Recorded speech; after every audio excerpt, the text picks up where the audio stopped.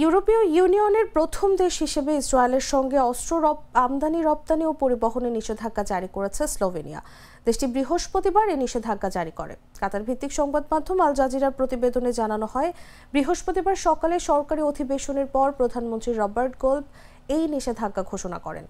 নতুন এই সিদ্ধান্তের ফলে স্লোভেনিয়ার ভূখণ্ড দিয়ে ইসরায়েলমুখী কোনো সামরিক অস্ত্র ও সরঞ্জাম পরিবহন করা যাবে না। স্লোভেনিয়ার পক্ষ থেকে দেয়া এক বিবৃতিতে জানানো হয়, গাজার মানবিক বিপর্যয় ঠেকাতে ইউরোপীয় ইউনিয়ন নিজেই কার্যকর কোনো পদক্ষেপ নিতে পারছে না, যার পেছনে রয়েছে অভ্যন্তরীণ মতপার্থক্য ও ঐক্যহীনতা। বিবৃতিতে আরও বলা হয়, গাজায় মানুষ মরছে কারণ তাদের মানবিক সহায়তা ব্যবস্থা পরিকল্পিতভাবে অস্বীকার করা হচ্ছে।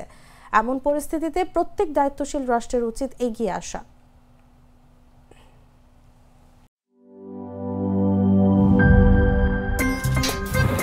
আমার একটা স্মার্ট সিদ্ধান্তে 25% গ্যাসের খরচ কমেছে। ভাবছেন কিভাবে?